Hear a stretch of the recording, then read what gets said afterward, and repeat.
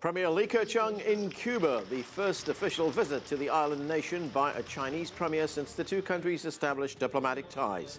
What came from the historic visit? Hello, I'm Anand Naidu in Washington, D.C., and this is The Heat.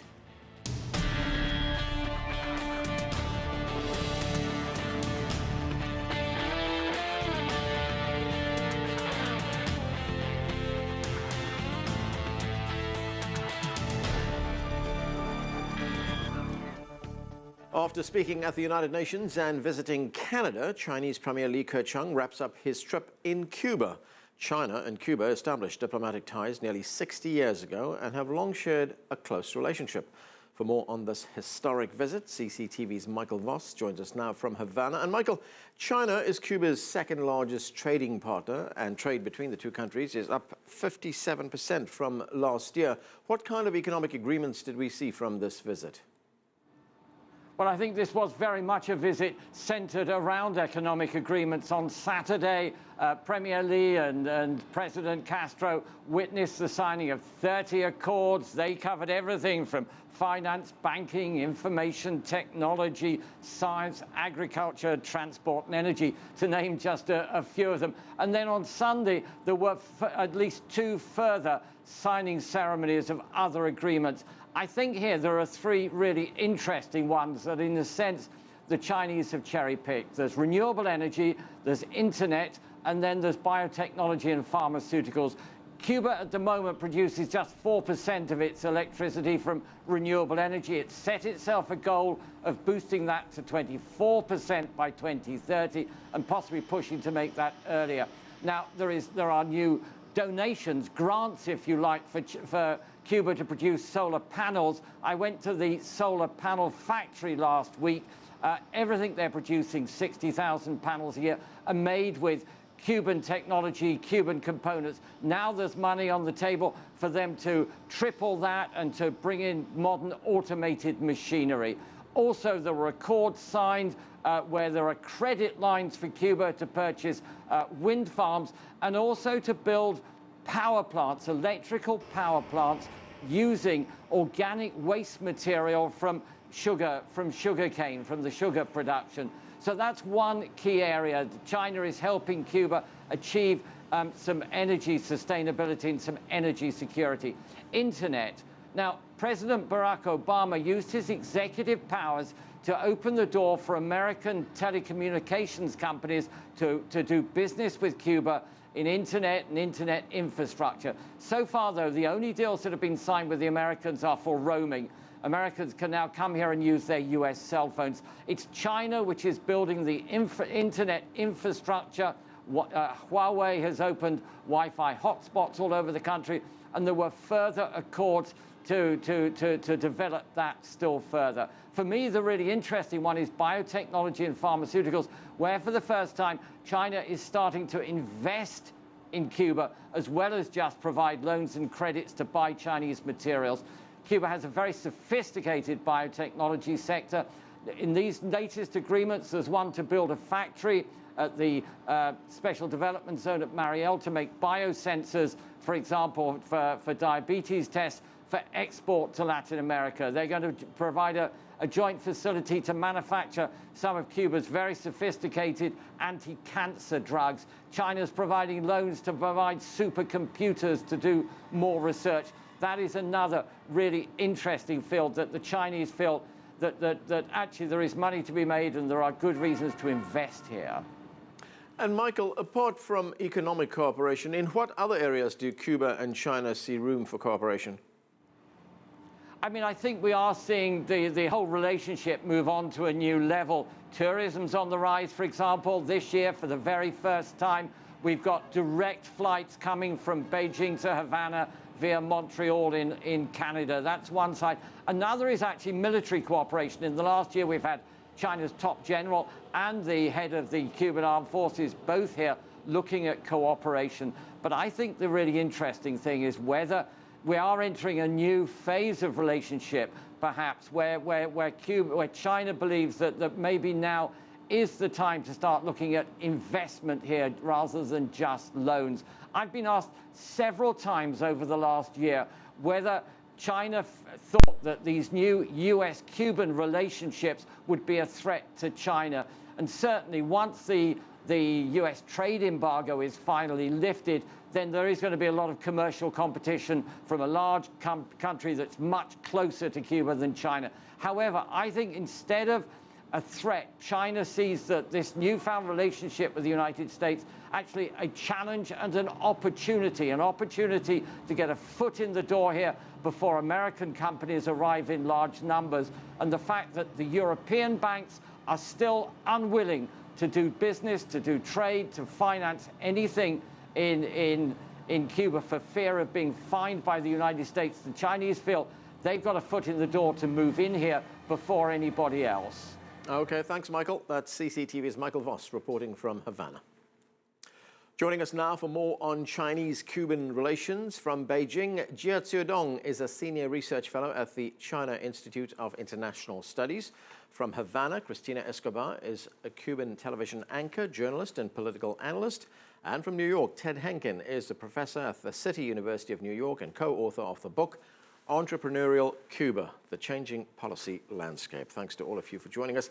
Let's start with Jia Xiudong in Beijing. Xiudong, we heard from our reporter about the dozens of economic and trade agreements that Premier Li Keqiang signed with the Cubans during his visit. But what is the political and diplomatic significance of this visit? Premier Li Keqiang's visit to Cuba is continuation of a tradition of senior-level exchanges between China and Cuba. We know that 2 years ago, President Xi Jinping visited Cuba.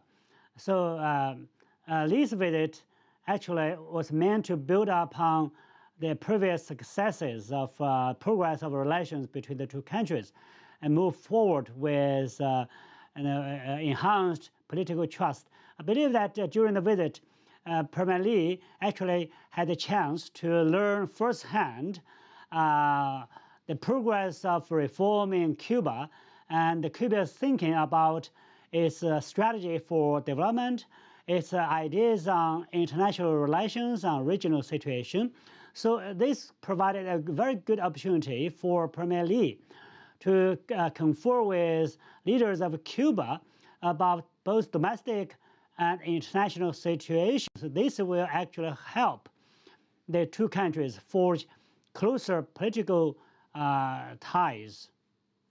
Cristina, how would you characterize the relationship between Cuba and China? You know, as we've been reporting, it's a very important economic relationship, but what about the political side of that?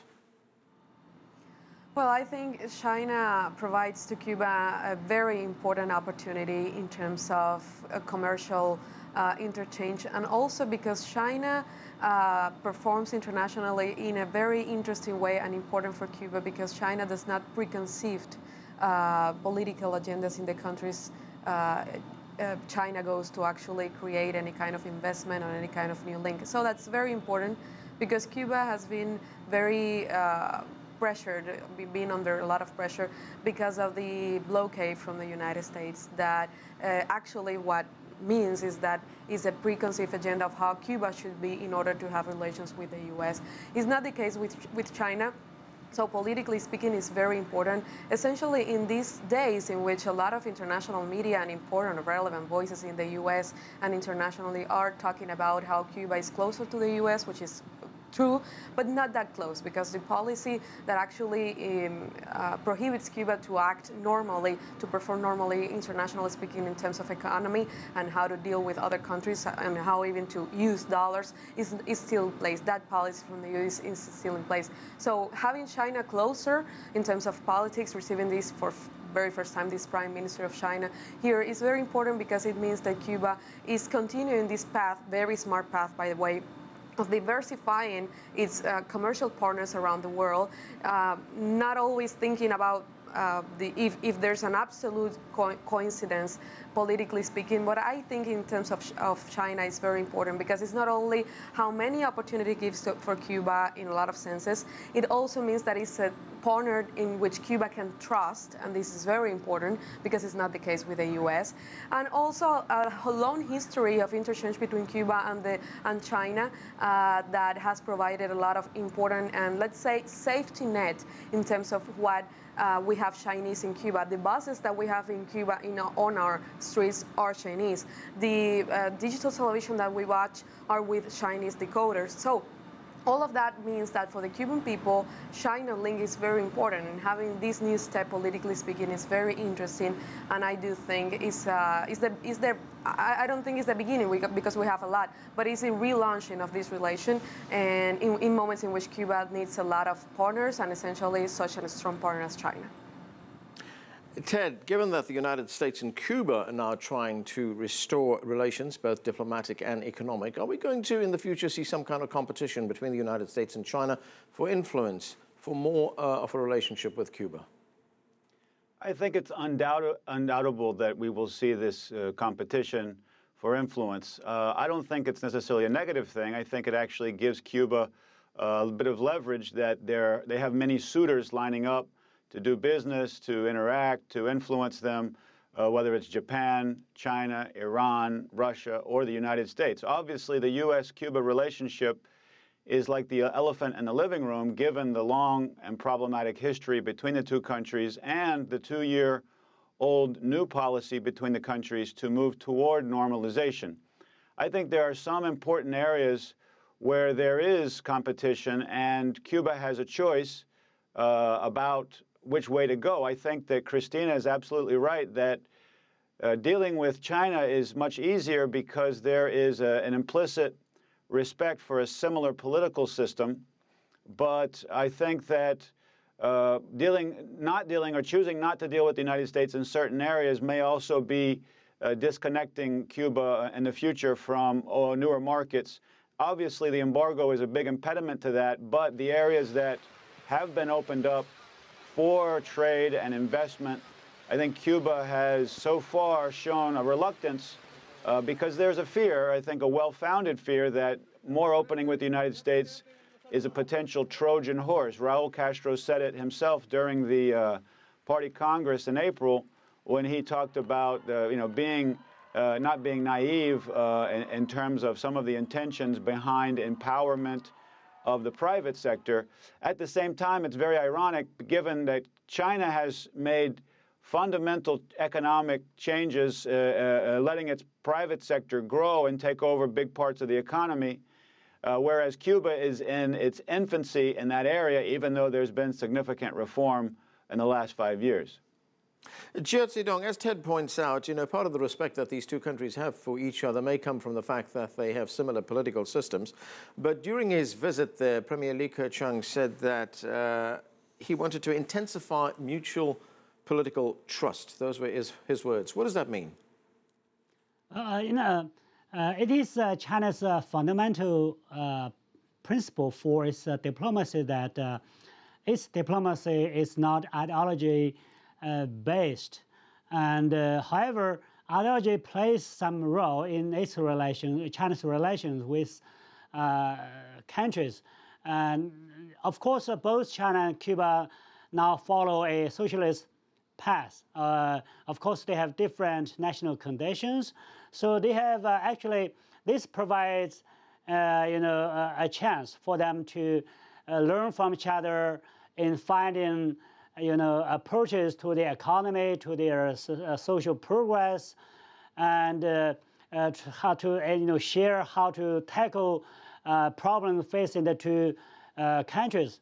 However, that being said, it is the common shared national interest which drive them closer and together. We know that in the past, previously in history, actually, shortly after the two countries established diplomatic ties, the same kind of ideology did not move them closer because of the differences on how to deal with the former Soviet Union.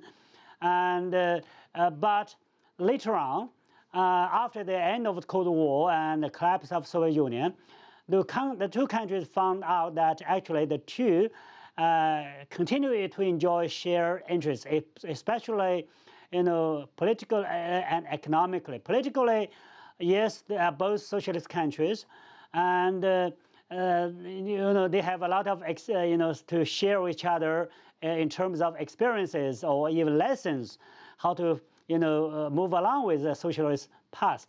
But more importantly is actually the economic interest now, which plays a key role for the bilateral relations. For example, China now can work with Cuba on key areas of cooperation, like biotechnology, infrastructure, agriculture, machinery, telecommunications, and so forth, and actually helps Cuba improve its conditions for economic development and to help Cuba achieve sustainable development and even create more jobs. In the past, China simply exported manufactured goods to Cuba. Now we have a new thinking, a new way of developing the bilateral relations. That is to invest more in Cuba, and so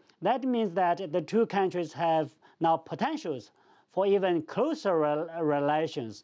So yes, indeed, ideology plays some role, but shared interests, national interests, play an even bigger role.